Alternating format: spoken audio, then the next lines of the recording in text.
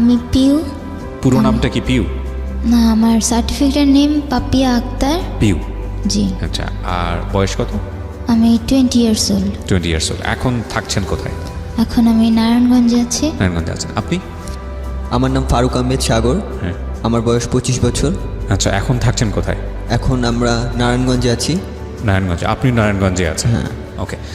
So গল্পটা আসলে সাগরের নাকি পিউয়ের? আমি জানি দুজনকে মিলিয়েই গল্পটা, কিন্তু মূল গল্পটা আসলে কার? মূল গল্পটাই আমার। মূল গল্পটা আপনার। ঠিক আছে, তাহলে আমরা আপনাকে ফ্লোর দিব, আপনার ওখান থেকে শুরু করি, একেবারে ছোটোবেলা থেকে বা যেখান থেকে আপনি বলতে চান। আমার যখন জন্ম হয়, আমার 3 দিন পরে আমাকে একটা অনাথ আশ্রমে দিয়ে আসে একজন নার্স। আমি যে হসপিটালে জন্মগ্রহণ করেছি, আমার জন্মগ্রহণের পরে আমার মা মারা যায়। আপনার ফ্যামিলিতে আর কেউ ছিল না আপনাকে দেখার মতো? যে কেউ আপনাকে ছিল না, আমি জানিনি তার কাছ থেকে। সেই নার্স, আপনি যে ঘটনাটা শুরুতেই বললেন, এটা আপনি কত বছর বয়সে জেনেছেন? এটি আমি যখন ক্লাস 7-এ পড়ি। এটাকে আপনাকে ডেকে নিয়ে ফর্মালি বলা হয়েছিল নাকি? ডেকে নিয়ে ফর্মালি না, আমাকে যে নার্সটা দিয়ে এসেছিল তিনি একবার আসছিলেন আমার সাথে দেখা করতে। এসে পুরো গল্পটা বলেন? হ্যাঁ, পুরো গল্পটা বলেন। আমি তাহলে 7-এর গল্পে অনেক পরে যেতে চাই। আমি বরং আপনি যে পরিবেশে বড় হয়েছেন, আপনার ফার্স্ট মেমোরি যেটা, সেখান থেকে শুরু করতে চাই। যখন থেকে আমি বুঝতে শিখি তখন আমার সাথে অনেক ছেলে মেয়ে এখানে আছে আমার মতোই। আমাদের দেখাশোনার জন্য একজন মা আছে, তিনি আমাদের খুবই ভালোবাসতেন, আদর করতেন। ওই সময় আমাদের একটা স্কুল ছিল, আমরা স্কুলে ভর্তি হতাম। ওখান থেকে এখানে স্কুলে ভর্তি করে দিছে, ওখান থেকে আমি পড়াশোনা করি। তো আমার শুধুমাত্র স্কুলে যাওয়া আর আমার মায়ের কাছে, এই ছাড়া আমি আর কোথাও বাইরে ঘুরতেও সুযোগ পেতাম না। কোথায় এটা? এটা হচ্ছে, আপনি নামটা বলতে চাচ্ছেন না প্রতিষ্ঠানের? ঠিক আছে, নামটা না বললেও সমস্যা নেই, হ্যাঁ বলুন। তো সেটা আমি যেটা বুঝতে পারছি প্রিয় শ্রোতা, কোনো একটা অনাথ আশ্রমে ওরা দুজনই বড় হয়েছে হয়তোবা, আমি গেস করছি। একজনের ক্ষেত্রে আমি কনফার্ম, যেটা হচ্ছে সাগর বলছিল। পিউয়ের ক্ষেত্রেও কি ঘটনা একই রকম? ওই আশ্রমে কি আপনি বড় হয়েছেন? আচ্ছা, তার মানে এরা দুজনই কোনো একটা আশ্রমে বড় হয়েছে। আমরা এই অনুষ্ঠানের স্বার্থে এবং একই সাথে তাদের মান সম্মানের স্বার্থে আমরা সেই আশ্রমের নামটা এখানে মেনশন করছি না, আমরা ঘটনাটা তুলে ধরতে চাই। হ্যাঁ বলুন। আমার স্কুল আর আমার আম্মু ছাড়া আমি কিছুই বুঝতাম না, যে কোথাও চলতে পারতাম না একা একা। স্কুলটা কি আশ্রমের ভিতরেই? না, আশ্রমের ভিতরে না, সেটা ছিল হচ্ছে মিরপুরে। মিরপুরে বাইরে? বাইরে ছিল, মানে 8-10 জনের মতোই স্কুলটা? 8-10। তো ওখানে গিয়ে কি একটু বুঝতে পারতেন যে আপনারা এবং বাকি যে ছেলেমেয়েরা আসে বাইরে থেকে, তাদের জীবনযাপন একটু আলাদা? না, ছোটবেলায় তখনও বুঝতেন না, কিছুই বুঝতাম না। কোন ক্লাসের গল্প এটা? এটা হচ্ছে আমি যখন কেজিতে পড়ি। কেজিতে, মানে একেবারেই না বোঝার বয়স? হ্যাঁ, কেজিতে পড়ি, তখন আমার আম্মু ছাড়া আমি কিছুই বুঝতাম না। তো আমি বাইরে কারোর সাথে কথাও বলতে পারতাম না ঠিক মতো। আর দেখা যেত আমি পড়াশোনা অনেক বেশি কাঁচা ছিলাম, তো আমি ঠিকমতো পড়াশোনা করতাম না। তো আমাকে দেখা যেত প্রায় সময় অনেকক্ষণ ধরে স্কুলে রেখে দিত, আর আমার আম্মু অনেকক্ষণ ধরে ওয়েট করতো আমার জন্য। তো এক পর্যায়ে আমার এরকম করে আমি বেড়ে উঠি। তো আম্মু আমাকে অনেকবার বুঝিয়েছে যে এখান থেকে তোমাকে একসময় বের হইতে হবে, এটাই তোমার একেবারে পার্মানেন্ট জায়গা না, তোমার এখান থেকে বের হতে হবে। তো তোমার এর জন্য তোমার পড়াশোনা করা খুবই বেশি জরুরি। তো তখন খালি দুষ্টুমি বুঝতাম, ছোট তো, পড়াশোনায় মনোযোগ ছিল না। তারপরে উনি ক্লাস 5 পর্যন্ত আমাকে দেখাশোনা করে, তারপর ওনার ক্যান্সার হয়। ক্যান্সার হওয়ার পর সে মারা যায়। ওই সময় আমি প্রচণ্ড কষ্ট পেয়েছিলাম যে আমাকে আদর করার আর কেউ নাই, বা আমাকে ভালোবাসার মতো কেউ নাই, একজনই ছিল। তো ওই সময় আমার আম্মু যেদিন মারা যায় তার আগের দিন আমাকে বলে গেছে যে যেখানেই থাকো ভালো থাকবা, আর কারোর সাথে কোনো দুষ্টুমি করবা না, আর পড়াশোনা ভালো করে করবা। তো আমি জানিও না যে আমার ক্যান্সার, তখন তো বুঝতামও না ঠিক মতো ক্যান্সার জিনিসটা কী। তারপর দিন আম্মু সকালবেলা উঠার পরে তাকে আর জীবিত পাইনি। আমি আম্মুর পাশেই ঘুমাই রাতের বেলা। জাস্ট এতটুকু মনে আছে, আমার ঘুম থেকে ওঠার সময় আম্মু আমার মাথায় হাত বুলিয়ে দিছে, এতটুকু যে আমি ঘুম থেকে উঠে গেছি রাতের বেলা। তো ওই সময় সে হাত বুলিয়ে দিছে। মানে কি উনি আশ্রমেই থাকতো? ওখানেই থাকতো? আশ্রমে তিনি আমাকে দেখাশোনা করতো। আচ্ছা, তো আপনার মতো আর মা বলতাম। কতজনকে এরকম দেখাশোনা করতো? ওখানে অনেকগুলো ঘর ছিল, একটা ঘরে 10 থেকে 12 জন করে ছিল। 10 থেকে 12 জনের একজন মা। তো উনি আমাকে রাতের বেলা মাথায় হাত বুলে ওই কথাটুকু বলছে। তো সকালবেলা আমি উঠে তাকে আর জীবিত পাইনি। তো আমি প্রচণ্ড কান্না করেছিলাম ওই সময়। আমার আম্মুর শেষ কথা ছিল যে তুমি পড়াশোনা করো। ওই সময় আমি বুঝতামও না কোনো কিছু। তারপরও আম্মুর শেষ কথা অনুযায়ী আমি 5-এ খুব খারাপ স্টুডেন্ট ছিলাম। তো আস্তে আস্তে আমি নিজেও পড়াশোনা করতাম। আমি আমার বন্ধুদের, আমার ম্যাডামদের সাহায্য নিলাম। যখন জানতে পারছে যে আমার মা মারা গেছে, তখন ম্যাডামরা আমাকে এক্সট্রা কেয়ার দেওয়া শুরু করলো। তো ওভাবে ম্যাডামদের ভালোবাসা, বন্ধুদের ভালোবাসা আমি আস্তে আস্তে পড়াশোনা করি। তো পড়াশোনা করতে করতে আমার অসুস্থ হয়ে যায়। আমি 3 মাস ঠিকমতো, আম্মু থাকতো, খাওয়াতো ঠিকমতো, আম্মু নাই, এখন খাওয়ার অনিয়ম হয়ে গেছে, আমি অসুস্থ হয়ে যাই। আমি 3 মাস পুরো বেড রেস্ট, কোনো কিছু করতে পারি না। তো 3 মাস বেড রেস্টের সময় আমার যেদিন সুস্থ হওয়ার পরে প্রথম যেদিন বের হয়েছি, তখন আশ্রমের ভিতরে অনেকে খেলাধুলা করতেছিল। তো খেলাধুলার সময় আমার অসুস্থ শরীর, আমি ঘুম থেকে উঠছি, ওখানে যে দাঁড়িয়েছি, তো একটা তার যে কাপড় নাড়ে, যে তার আগে জিআই তার ছিল যেটা, সেই তারটা সে আমার চোখের মধ্যে লাগে, বাম চোখে। হ্যাঁ, বাম চোখে। কেউ একজন খেলছিল, সেই চোখে লাগে। তো ওই অবস্থায় আমার চোখে গেঁথে যায়, ওটা অনেক ব্লিডিং হয়। তো আমাকে ওইখান থেকে হসপিটালে নিয়ে যাওয়া হয় ওই দিন রাতের বেলা। আমার ওই সময় মনে নেই যে কতক্ষণ আমি অজ্ঞান ছিলাম। তো ওই সময় ওই দিনই আমার অপারেশন করা হয়। এটা হচ্ছে ধানমন্ডিতে অপারেশন করা হয়। তো ওখানে আমাদের নতুন একটা লেন্স লাগানো হয়। আমি ওই সময় দেখতে পেতাম। আমার ওষুধ কন্টিনিউ করতে বলতো, ওষুধ কন্টিনিউ করতাম। আমি এমনিতে 3 মাস অসুস্থ হয়ে গেলাম, আমি আরও 6 মাস বেড রেস্ট। আমার পড়াশোনার হলো না ওই বছর, আমাকে আর পড়াশোনা করার জন্য বললো না, আমি স্কুলে যেতে পারি না, পুরো 1 বছর আমি বেড রেস্ট। তো ওই সময় আমি বাসায় পুরো বেড রেস্ট যেহেতু, আমাকে খালি বই পড়তাম, এভাবে করে বই পড়তে। তো পরের যখন আমার চোখ একটু দেখতে পাই, ওই অবস্থায় আমার চশমা দিল, চশমা পরে আমি চলতেছি ঠিকমতো, কমফোর্টেবল না, আমি ঠিকমতো দেখতে পারছি না 2 চোখেই। আমি জানালাম ভিতরে যে আমার এই চোখে ভালো করে দেখা যাচ্ছে না, 2 চোখে আমি ঝাপসা দেখতেছি।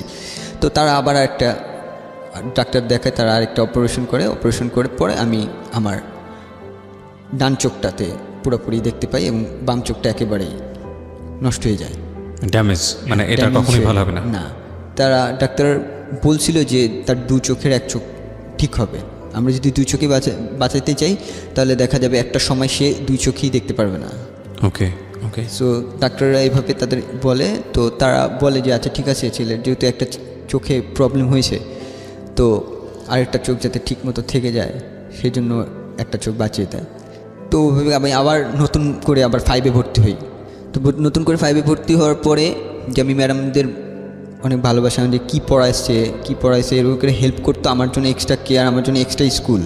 মানে আমি অনেক সময় আমি স্কুলে যেতে পারতাম না, স্কুলের ম্যাডামরা এসে আমাকে দেখাই দিত পড়াটা, আমার আশ্রমে এসে দেখা দিত যে এটা পড়বা, এটা পরীক্ষায় দিয়েছে। আমি শুধুমাত্র পরীক্ষায় অ্যাটেন্ড করতাম, এর পড়তাম না, কারণ আমার ধুলাবালি সহ্য হতো না। ডাক্তার টোটালি নিষেধ করে দিয়েছে যে ধুলাবালিতে যেতে না। তো আমি যেতাম না, আমার স্কুলেও যাওয়া বন্ধ। তো ওভাবে আমার ম্যাডাম এসে করে দিত। তো আমি যখন আমার প্রথম 2টা রেজাল্ট মোটামুটি হয়, তো আমি ম্যাডামদের কাছে আবদার করি, ম্যাডাম যে আমার বৃত্তি পরীক্ষা দিব, 5-এ বৃত্তি পরীক্ষা দিব। তো ম্যাডামরা না বলে যে বৃত্তি পরীক্ষা দিতে পারবে না, তোমার শরীরের কন্ডিশন ভালো না। আমি তারপরেও জোরাজোরি করি এবং আশ্রম থেকে আমাকে সুযোগ দেয় বৃত্তি পরীক্ষা দেওয়ার জন্য। তো আমি বৃত্তি পরীক্ষা দিই এবং খুব ভালোভাবে পাশ করি। তো এইভাবে যাওয়ার পরে 7-এ যখন উঠি, তখন আমার সাথে একজন নার্স দেখা করতে আসে। সে আমাকে প্রচণ্ড আদর করে, আমি তাকে চিনিও না, কখনো দেখিও নাই, বাট আমার প্রতি একটা আলাদা মমতা কাজ করতো, আলাদা মায়া কাজ করতো। তা আমার ভালো লাগতো যে আমার মার ভালোবাসার কথা মনে পড়তো, আমি একা একা কাঁদতাম রাতের বেলা, তার ভালোবাসার কথা মনে পড়তে। সে আমার সাথে অনেকবারই দেখা করতে আসে। তো আমার জন্য সে ফল মূল যা আছে মাঝে মাঝে কিনে নিয়ে আসতো। তা আমার একটা স্বভাব ছিল যে আমি খেতে পারতাম না, একা খাওয়ার ছিল না, যেহেতু আমার সাথে আরও অনেক 10টা বাচ্চা এখানে মানুষ হচ্ছে, যাদের আমি ভাই বা যাদের আমি বোন বলে ডাকি, তাদের আমি দিয়ে দিতাম সব কিছু। যে দেখা গেছে যে আমাকে এই জিনিসটা দিছে, তো আমি খুব ছোট, তো আমার চেয়ে বড় আছে, আমি ওদের কাছে দিয়ে দিতাম। তো ওরা আমাকে যখন খুশি ম্যানেজ করতো, যেহেতু আমার মা নাই তখন আমার বড় আপুরাই আমাকে মানুষ করছে যে কিভাবে কি করতে হয়, কিভাবে ভালো। তো 7-এর পরে ওই প্রতিষ্ঠানেরই আরেকটা জায়গায় আমাকে নিয়ে যাওয়া হয়, যেহেতু আমি 7-এ পড়ি, আমার বয়স 12-13 বছর। জি। তো ওখানকার আরেকটা ছেলেদের জন্য আরেকটা জায়গা আছে, এটা মিরপুরে। তো ওখানে আমাকে নিয়ে যাওয়া হয়। কে নিয়ে যায়? অনাথ আশ্রমের লোক। আচ্ছা, এই নার্স উনি কি আপনাকে টেক কেয়ার করছিলেন তখন এসে অকারণেই, নাকি কোনো কারণ ছিল? না, অকারণে সে আমাকে দেখা করতে আসতো, শুধু ভালো লাগতো আমার সাথে দেখা করতে। জাস্ট দেখা করতে আসতো? হ্যাঁ, হ্যাঁ। আচ্ছা, ওকে। আগে অনেকবার দেখা করতে আসতো। তো আমি যখন ওখানে চলে যাওয়ার পর আমার ওখানে কোনো মহিলা অ্যালাউ করে না। আচ্ছা। যেখানে চলে যায় সেখানে তারপরে আর আমাকে সাথে দেখা করতে পারেনি। সে অনেকবার দেখা করতে আসছে, তারপর পারেনি। তো ওখানে থেকে আমি বড় হচ্ছি। ওখানে খেলাধুলা হোস্টেলের মতো ছিল ওটা, যে সব ছেলেরা খাবার দাবার, আমরা কি করতাম যে ওই হোস্টেলে থাকাকালীন আমার নিজেদের রান্না নিজেরাই করতাম। জি। এক সপ্তাহে আমাদের ওখানে 40 জন ছেলে ছিল, যে এক একটা সপ্তাহে আমরা 5-6 জন করে রান্না করতাম, নিজেরাই রান্না করে খাওয়া দাওয়া করতাম, নিজেরাই ঘর পরিষ্কার, নিজেরাই হোস্টেলটা পুরো পরিষ্কার করে রাখতাম। ওখানে দেখাশোনার জন্য আমাদের একটা ভাইয়া ছিল, যাকে আমরা ভাই বলে ডাকি। তো তিনি আমাদের টেক কেয়ার করতেন। তারপরে নার্স আমার সাথে দেখা করতো, আমাকে খুব স্নেহ করতো, খুব আদর করতো। তো উনি একসময় বলে যে এখানে আমার মা কে ছিলেন, আমার মার নাম ছিল হচ্ছে সেলিনা বেগম।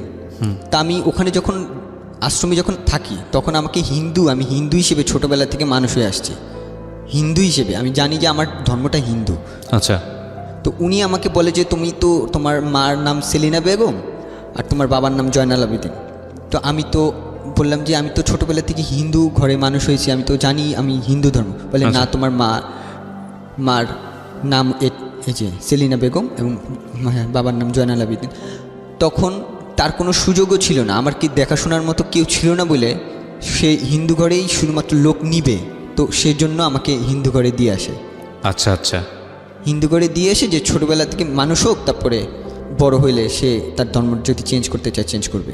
হিন্দু ঘরটা কে দেয় আপনাকে? আশ্রম থেকে দেয়? আশ্রম থেকে না, সে নার্স দিয়ে এসে।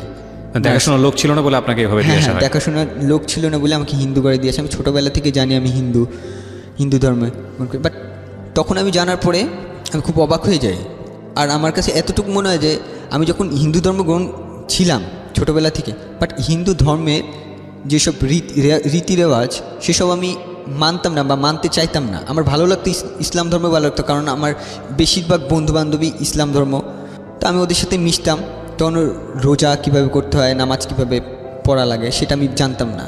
তো ওই দিন পর 7-এ যখন এই কথা বলে, তো আমি আমার বন্ধুর সাথে শেয়ার করি, একটা মেয়ে বন্ধুর সাথে শেয়ার করি যে আমার ধর্মটা তো ইসলাম ধর্মগ্রহণ, আমি কিভাবে এটা চেঞ্জ করতে পারবো। তো আমার বন্ধুটা আমাকে একটা ওয়ে বলে দেয় যে সে তার খালাতো ভাই সাথে দেখা করে দেয়, শুভ ভাইয়ের সাথে দেখা করে দেয়। তো শুভ ভাই আমাকে, ওই সময় আমি যেহেতু অনাথ আশ্রম, আমার কাছে টাকা পয়সাও নাই, ইসলাম ধর্ম গ্রহণ করতে যেসব রীতি রেওয়াজ মানতে হয় সেই জন্য সে সম্পূর্ণটা বেয়ার করে। ওকে। তারপরে আমি টোটালি আমি তার মাধ্যমেই ইসলাম ধর্ম গ্রহণ করি এবং ইসলাম ধর্মে যেসব রীতি রেওয়াজ সেসব পালন করা শুরু করি। আপনাকে যখন এসে এই ভদ্র মহিলা বললেন যে আপনার মা এটা ছিলেন, আপনার বাবা অমুক ছিলেন, তো আপনি আর কি জানতে পারলেন? তাদের বাড়ি কোথায়, কেন সেখান থেকে আপনাকে আশ্রমে দেওয়া হলো, কি জানতে পারলেন আসলে? আমার নার্স এতটুকু বললো যে আমার শুধুমাত্র মা আসছিল হসপিটালে, আমার মাকে দেখাশোনার মতো কেউ ছিল না, কেউ আসেনি, মা নিজে আসছে। আমি যখন পেটে ছিলাম তখন নিজে আসছে। তো অনেক খারাপ কন্ডিশনে আসছে। তো আমাকে শুধুমাত্র ডেলিভারি করার পরে তিনি আর বাঁচেনি, তাই ঠিকমতো জানতে পারিনি আমার সম্পর্কে। তো ডেলিভারি করার আগে নিশ্চয়ই ডাটা এন্ট্রি করা হয়, সেখানে বাবাকে, বাড়ি কোথায়, বাড়ি বলা হয়েছিল চাঁদপুর। আচ্ছা, এতটুকুই বলা হয়েছে চাঁদপুর, কুমিল্লা থেকে আসছে। কি করে বাবা কি করে আমাকে সে জানায়নি, যে ঠিকমতো বলেনি। ওনার সঙ্গে কি আপনার এখনো যোগাযোগ আছে? না, তার সাথে যোগাযোগ নেই। সে 2012 সালে মৃত্যুবরণ করে নার্সটা, ফার্মগেটে। আমরা কতটা ব্লেসড, মানে সৃষ্টিকর্তার থেকে, যে উই হ্যাভ এ ফ্যামিলি, আমাদের পরিচয় আছে, আমাদের কোনো কিছু হলে আমরা শেয়ার করতে পারি। আজকে যে দুজন এখানে আছে তাদের বড় হওয়াটা অন্যরকম একটা পরিবারে, যেখানে অনাথ ছেলেমেয়েরা গিয়ে বড় হয়। সো যারা শুনছেন তারা একটু মনোযোগ দিয়ে শুনবেন যে আসলে কষ্টের জায়গাটা আসলে কোথায়, শিক্ষণীয় জায়গাটা আসলে কোথায়। এটা কি আপনাকে ব্যথিত করতো ওই সময়টাতে যে আপনার জন্মটা কেন? আমার খুব খারাপ লাগতো যখন স্কুলে যখন মাদার্স ডে হিসেবে সবাই আসতো, মাদার্স ডে ফাদার্স ডে হয়তো যখন সব মা বাবারা আসতো, আমার সময় কেউ ছিল না, আমার কাছে মানে কেউ আসতো না আমার জন্য। যে পরীক্ষার রেজাল্ট বেরোয়েছে, সব মা বাবারা আসতেছে, আমার কেউ ছিল না বলে আমার কেউ আসতোই না। আমি একা একা আমার রেজাল্ট কার্ড সব কিছু আমি নিজেই নিতাম, বা আদর করবে কেউ, আদর করার মতো তখন কেউ ছিল না। তো বন্ধু বান্ধব খুব ভালো ব্যবহার করতো আমার সাথে, সবাই জানতো যে আমি এই প্রতিষ্ঠান থেকে মানুষ হচ্ছি, আর ম্যাডামরাও জানতো। তো আমার একজন ম্যাডাম ছিল, তিনি আমাকে মা বলার অধিকার দেয়, যে তুমি আমাকে, তোমার যদি খুব কষ্ট হয় তাহলে তুমি আমাকে মা বলে ডাকো। আমি তাকে কোনো সময় ম্যাডাম বলিনি, তারপর থেকে আমি সবসময় মা বলে ডাকছি, এবং সে মায়ের মমতা দিয়ে আমাকে বড় করছে যতদিন আমি ওই স্কুলে পড়াশোনা করছি। তো আমার যত সব হেল্প লাগে তিনি করছে, পড়াশোনার দিক দিয়ে, আর্থিক দিক দিয়ে। তো আমার যখন ফ্রেন্ডের মাধ্যমে আমি ইসলাম ধর্ম গ্রহণ করি, তো ওখানে আমি তখনও জানাইনি, আর প্রতিষ্ঠানে তখনও জানাইনি যে আমি ইসলাম ধর্ম গ্রহণ করেছি। তাদের কিছু ছিল, রেস্ট্রিকশন ছিল যে তাদের, বাট আমি ভয়ও পেয়েছিলাম, এই জন্য জানাইনি। আর তাদের অনেকগুলো নিয়ম ছিল, আমি লুকিয়ে লুকিয়ে আমাদের বন্ধু বান্ধবের সাথে আমি তাদের কীভাবে কোরআন শরীফ পড়তে হয়, কীভাবে নামাজ পড়তে হয়, কীভাবে রোজা রাখতে হয়, এগুলি শিখেছি। আমি লুকিয়ে লুকিয়ে নামাজ পড়তাম তখন, যে বাসার উপরে আমি যতদিন ছিলাম হোস্টেলে, সবাই দেখা গেছে যে মসজিদে নামাজ পড়তেছে, কয়েকজন ফ্রেন্ড আমাকে নিয়ে যেত, যখন নিয়ে যেয়ে আমরা বাইরে যেয়ে নামাজ পড়তাম, আমি নামাজ পড়তাম।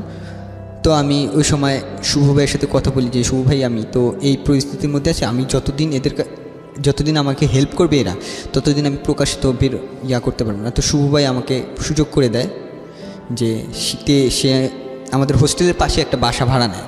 সে যেহেতু আমাকে ইসলাম ধর্ম গ্রহণ করেছে, সে আমাকে খুব স্নেহ করতো, তো আমাকে সে ওখানে ব্যবস্থা করে দেয় নামাজ পড়ে, তোমার 5 ওয়াক্ত নামাজ যদি পড়তে চাও তুমি আমার বাসায় এসে পড়তে পারো। আচ্ছা। তো আমি এইভাবেই কন্টিনিউ করতাম, যে দেখা যেত আমি খালি ফজরের নামাজটা পড়তে পারতাম না তার বাসায়, ফজরের নামাজটা আমি আমার রুমেই পড়তাম, আর বাকি সব নামাজটা আমি তার বাসায় পড়তাম। তারপর আমি এভাবে বড় হচ্ছি, বাট আমি খুব করে চাইতাম যে আমার সবাই জানুক ইসলাম ধর্ম গ্রহণ করেছি, সবাই জানুক, বা অনাথ আশ্রমের সবাই জানুক যে আমি ইসলাম ধর্ম গ্রহণ করেছি, বাট কেউ এই জিনিসটা মানতে পারবে না কি, সেজন্য আমি বলিনি কাউকে।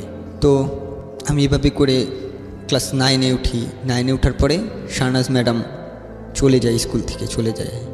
এভাবে করে আমি এসএসসি পরীক্ষা দিই। এসএসসি পরীক্ষা দিই 2010। পরিচয় কবে থেকে আপনার? আমি ছোটবেলায় যেখানে মানুষ হয়েছি সেখানে যেতাম, মাঝে মাঝে যাইতেন, মানে শেকরের যেখানে আসলে। হ্যাঁ, ওকে। তো অকেশনে যেতাম, তো অকেশনে এক অকেশনে গেছি, সেটা ঈদ ছিল। তো আমি ওখানে ঘোরাঘুরি করি, সবার সাথে কথাবার্তা বলি। তো কথা বলতে বলতে আমি একজন মেয়েকে দেখতে পাই, একটা মেয়েকে দেখতে পাই। তো আমি জিজ্ঞেস করি আমার বোনকে যে আচ্ছা এই মেয়েটা কে, বোনটাকে? ওইখানে পরিচিত কেউ একজন ছিল যে আপনার বোন? ওকে ওকে। জিজ্ঞেস করি যে এই মেয়েটা কে, নাম কি, কোন ঘরে থাকে? তো ও নাম বলে পাপিয়া। আমি ঘর বলতে কি এরকম অনেক ঘর আছে ওখানে? হ্যাঁ, ঘর আছে। আচ্ছা। আর মেয়েরা শুধু আলাদা করে থাকতো, ছেলেরা আলাদা করে থাকতো, তাই কি? না না, একই ঘরের মধ্যে কম্বাইন্ড হিসেবেই থাকতো, ছেলে মেয়ে একসাথে থাকতো। মানে যারা এক ঘরে থাকতো তারা ভাই বোন জানতো নিজেদেরকে, তাই কি? ওখানে হাউস হচ্ছে 15টা। আচ্ছা। তো 15টা হাউসে 10 থেকে 12 জন করে বাচ্চা থাকতো পার হাউসে। একই বয়সের কি তারা? না না না না, বিভিন্ন বয়সের থাকতো, তবে মানে 7-8 বছরের বেশি নিত না ওখানে। আচ্ছা। কত বছর পর্যন্ত এলাও করতো থাকতে? ওখানে 12-13 বছর পর্যন্ত ছেলেরা থাকতো, তারপরে তাদেরকে আলাদা জায়গা দিয়ে দাও, ওখানকার আরেকটা শাখায় পাঠানো হতো। আচ্ছা। শুধুমাত্র ছেলেরা। আর মেয়েরা যারা মানে ম্যাট্রিক ইন্টার পরীক্ষা পর্যন্ত ওখানেই থাকতো, তারপরে তারা বিভিন্ন জায়গায় লেখাপড়া করার জন্য যাইতো, এবং সেখানেই তাদের হোস্টেলের ব্যবস্থা করা হতো। তারা ওখানে থাকতে পারতো না, কারণ মানে আমরা চলে যাচ্ছি, নতুন আসবে, সেই কারণে ওখান থেকে আমাদেরও চলে যেতে হতো। তো মা কি থেকে যেতেন নাকি মা বদল হতেন? না, মা বদল হতেন একটা নির্দিষ্ট টাইম পর, যেমন তার বয়স হয়ে গেছে বা সে অসুস্থ হয়ে গেছে, তার পক্ষে সম্ভব না, তখন বদল হতেন। এছাড়া মা মানে কন্টিনিউয়াসলি থেকে যেতেন। মা নতুন নতুন বাচ্চা পেতেন, তাদেরকে সন্তানের মতো লালন করতেন। ঈদ যে কোনো অকেশনে সে বাসায় যেত না, আমাদের সাথেই তাকে ঈদ করতে হবে। এই মারা সাধারণত কারা? এরা কারা? ওনারা মানে ফ্যামিলিতে মনে করেন কোনো সমস্যা হলে, হাজব্যান্ডের সাথে অনেকের ছাড়াছাড়ি হয়ে যায়। আচ্ছা আচ্ছা। অনেক রকম সমস্যা থাকে ফ্যামিলির, মানে ফ্যামিলি থেকে বঞ্চিত, বিভিন্ন জায়গা থেকে বঞ্চিত, নিজের লাইফ নিজেকে কন্টিনিউ করতে হবে। ফ্যামিলি আছে কিন্তু তার নিজের লাইফ নিজেকে কন্টিনিউ। সে বিবাহিত, অবশ্যই বিবাহিত, কিন্তু তার নিজের লাইফ নিজেকে কন্টিনিউ করতে হবে, সে আর বিয়ে করবে না বা অনেক রকম সমস্যা থাকে। হাজব্যান্ডের সাথে ডিভোর্স হয়ে গেছে বা হচ্ছে কখনো বাচ্চা হবে না তার, তো এই হাজব্যান্ড এই ছেড়ে ধরনের চলে গেছে, মহিলারা ওখানে job এরকম করতে আসে। সমস্যার উপায় কারণে নেই, নিরুপায়, হ্যাঁ, এই নিরুপায়। ধরনের ওনারা যান এবং কিছু কন্ডিশন মেনে নিয়ে তারা মা সাজেন, তাই তো? জি। আমার আসলে এত ইন ডিটেল কখনো জানা হয়নি। প্রথম কথা হচ্ছে, যারা অনাথ আশ্রম দেন, যারা কাজ করেন, তারা নিশ্চয়ই এই বাচ্চাগুলোর ভবিষ্যৎ কীভাবে ভালো হবে সেটা ভেবেই কাজটা করেন, এবং এখানেও একটা সিস্টেম মেনটেন করতে হয়। সুতরাং সেই জায়গা থেকে অবশ্যই তারা সম্মান পাওয়ার যোগ্য। যুগের পর যুগ ধরে তারা এই কাজটা করে যাচ্ছেন, নইলে এই বাচ্চাগুলোর কী হতো, তাই না? কিন্তু আমরা যেহেতু একটা পরিবারে বড় হই, আমি তো একটা পরিবারে বড় হয়েছি, তুমি করেই বলি তোমাদের দুজনকে, তোমরা যেহেতু পরিবারটা পাওনি, সুতরাং এই পরিবারের জায়গাটা থেকে একটা কষ্ট হচ্ছে তোমাদের দুজনের জন্য। এটা আমার অনেক লিসনারির হচ্ছে, যেটা হয়তো তোমরা বুঝতে পারতেছো না আসলে, কারণ পরিবারের টেস্টটা হয়তো তোমরা কখনোই পাও নাই। পেয়েছো কি? আমার তো মনে হয় পাওনি। তোমার ক্ষেত্রে কী হচ্ছে পিউ? তুমি কবে এসছো? আমি আসছি 6 বছর বয়সে। তার মানে তুমি একটা ফ্যামিলিতে ছিলা? তোমার না, না, না। তাহলে আমি আমার খুব ছোটোবেলায়, আমার বয়স যখন 4 তখন আমার মা মারা যায়। তো আমি আঙ্কেল বলে ডাকতাম একজনকে, তো উনি আমাকে তার বাসায় রাখে। বাবা কোথায় ছিল? আমার বাবা মারা গেছে আগে। তোমার বয়স তখন 4 যখন মা মারা যায়। হ্যাঁ। ফ্যামিলির আদার মেম্বাররা, তোমার ভাই বোনেরা কেউ ছিল না? সবাই গ্রামে থাকতো। তোমার মা আমার- তোমাকে নিয়ে শহরে থাকতো? আমি ছোটোবেলায় আমার নানির কাছে ছিলাম, আচ্ছা। তারপর নানির কাছ থেকে আমি আমার মার কাছে আসি। মা কোথায় থাকতো? আমার মা থাকতো ফরিদপুরে। ফরিদপুরে? কোথায় থাকতো, মানে কার কাছে থাকতো? আমার মা ফরিদপুরে, আমি ঠিক জানি না, এখনো পর্যন্ত কোনো খোঁজখবর পাইনি। তুমি তোমার মার কাছে থাকতে তো তুমি জানো না, আমি ঠিক বুঝলাম না। মানে তুমি এমন কিছু কি আছে যেটা গোপন করতে চাচ্ছ, এরকম না, কিছু? না, না, আমি এটা জানতে পারছি অনেক পরে। না, তুমি তোমার মার কাছে যখন ছিলে তখন তোমার মা কি করতো? মা ফরিদপুরে কি করতো, কার কাছে থাকতো? আমি বুঝাই বলি জি, বিষয়টা। হ্যাঁ। আমি যখন অনাথ আশ্রমে আসলাম, তো তখনও আমি একটু বোকা টোকা টাইপের মানুষ। আমি সবার সাথে অনাথ আশ্রমে আসার আগে তো একটা ঘটনা আছে। মানে কেউ তো- আসার আগেরটা আমি নিজেও ঠিকভাবে জানি না। কত বছর বয়সে আসো তুমি? আমি 6 বছর বয়সে আসছি। 6 বছর কিন্তু আসলে তো তোমার নিশ্চয়ই সেন্স থাকার কথা, তুমি কোথা থেকে কোথায় আসতেছো। না, আমার একটা সমস্যা আছে, আমি ঠিক মনে রাখতে পারি না। তো আচ্ছা। আমি যখন আসার পরে আমি বছরের শেষের দিকে আসি, কোন একটা ইয়ারে নভেম্বর মাসে আসি। তো পরের বছরে আমি ক্লাস 2তে ভর্তি হই। একটু থামাচ্ছি তোমাকে। 6 বছরের বয়সে তুমি যখন আসো, তার আগে তুমি কার কাছে ছিলে? আঙ্কেলের কাছে ছিলাম, আমার শুধু এইটুকুই মনে ছিল। কোন এক আঙ্কেলের কাছে? জি। আমি আসার আগে আমার এইটুকুই মনে ছিল যে আমি আঙ্কেলের কাছে আছি, আমি ওনাকে আব্বু বলতাম। পরে জানতে পারছি যে উনি আমার বাবা না। পরে তুমি জানতে পেরেছো? জি। সেটা অনাথ আশ্রমে থাকার কতদিন পরে? আমি যখন ম্যাট্রিক পরীক্ষা দিব তখন জানতে পারছো? তখন জানতে পারছি। তো তার আগে তো তোমার মা ডাকের একটা অভ্যাস হয়ে গেছে 6 বছরের আগে, নাকি কাউকে মা ডাকোনি? না, কাউকে মা ডাকিনি।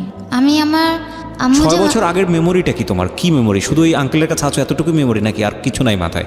না, আর কিছুই আমার মাথায় না, আমার কিছু মনেও নেই। Very interesting. তো কি ঘটনা কি ছিল তোমার ফ্যামিলির আসলে?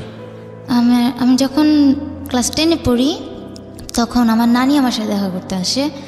ওনার বয়স 103 ছিল, খুবই বয়স্ক ছিল। উনি একটা লোককে নিয়ে আসছিল।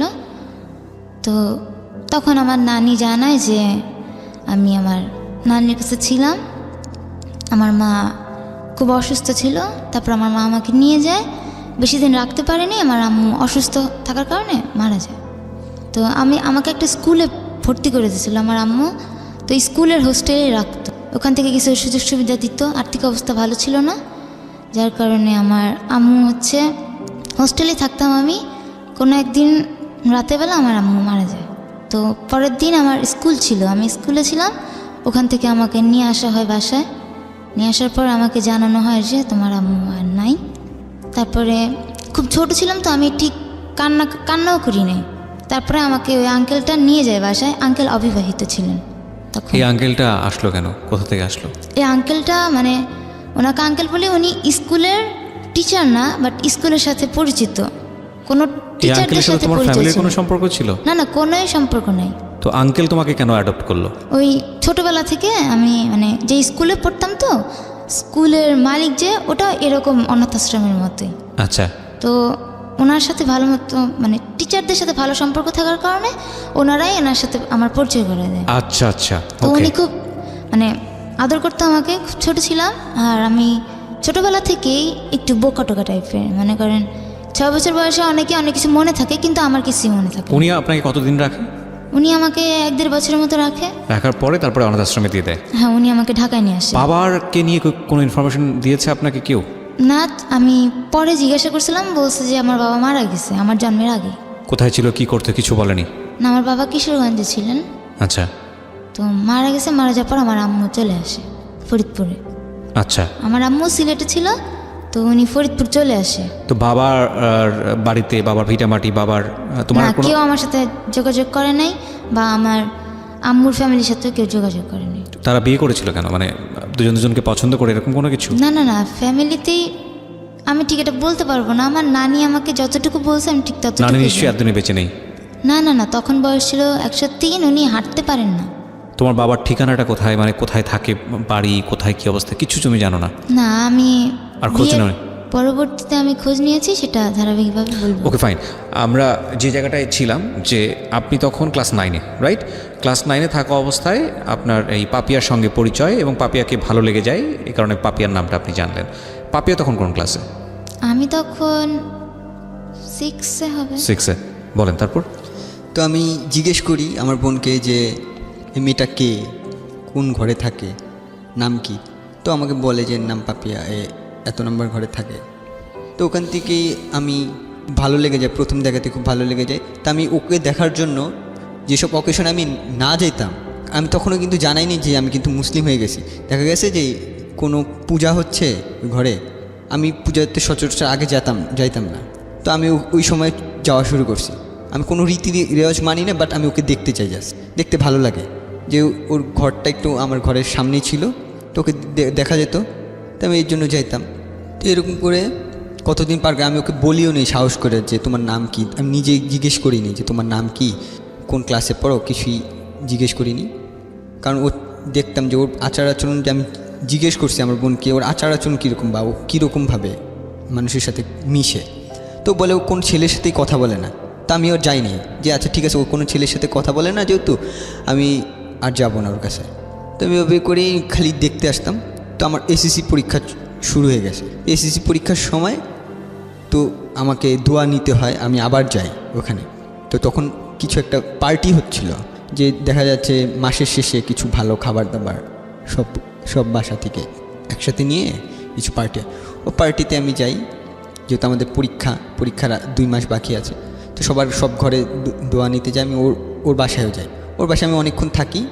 তো প্রথম ওর কাছে জিজ্ঞেস করি তোমার নাম কি। ও আমাকে জাস্ট বলে পাপিয়া। তো তারপরে আর ওর আমার সাথে কথা বলে না, চলে যায়। তো আমি এসএসসি পরীক্ষা দিলাম।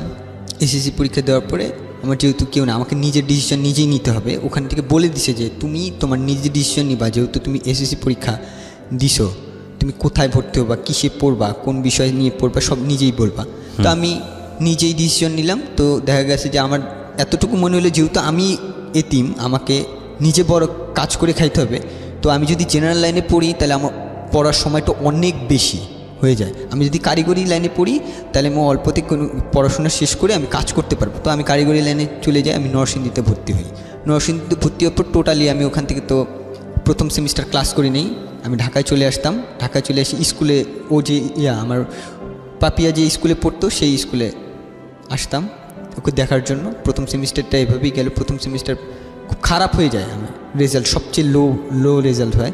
তো এরপর থেকে আমাকে ওখান থেকে বের করে দিবে, যে আমার রেজাল্টটা খুব খারাপ ছিল বলে বের করে দিবে। পড়াশোনা করো না তুমি, থাকা থেকে লাভ কি, ইঞ্জিনিয়ারিং কোর্স, পড়াশোনা না করলে চলবে না, এবং অনেক করে বকাঝকা করে। তো আমি আর যাইতে পারি না ওকে দেখার জন্য। তো পরে সেকেন্ড সেমিস্টার থেকে আমি, ওরই এক বন্ধু ছিল, ছেলে বন্ধু, যে আমাকে ভাইয়া বলে ডাকতো, তার সাথে আমার কথা হয়। ঠিক আছে, ফেসবুকে নক করি, যে সবার কথাই জিজ্ঞেস করি। আমি ইনডাইরেক্টলিভাবে ওর কথা জিজ্ঞেস করি সবসময়, যে তোদের ব্যাচের কে সবচেয়ে ভালো স্টুডেন্ট।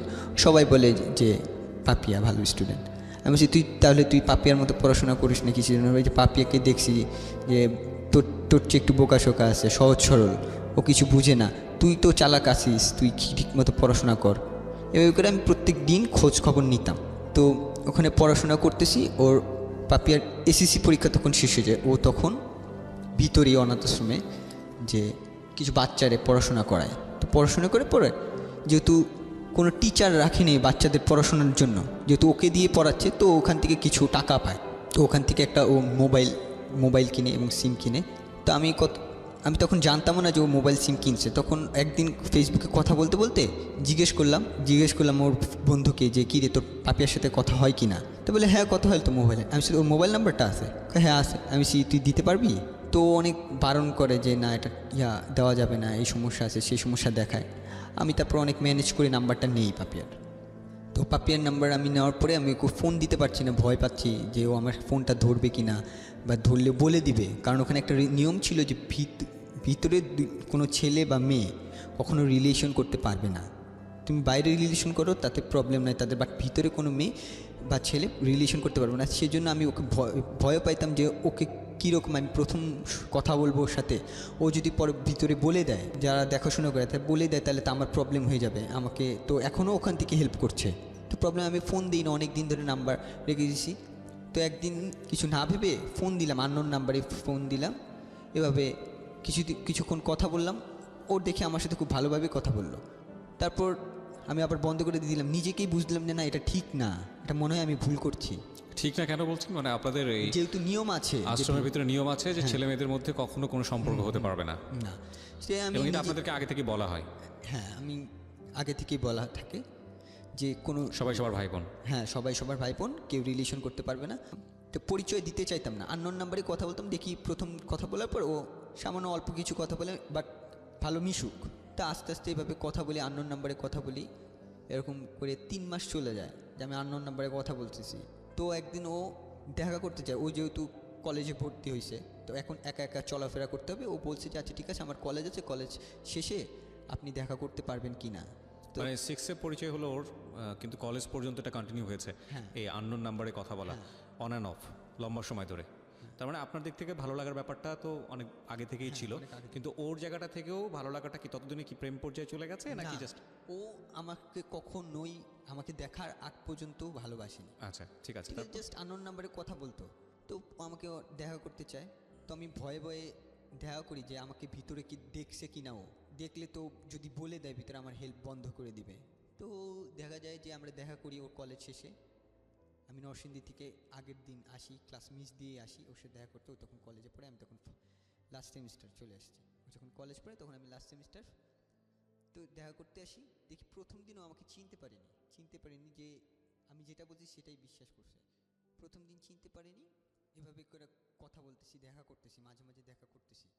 তো আমি কি করলাম যে নরসিংদীতে না থেকে আমি একবার ঢাকায় চলে আসছি।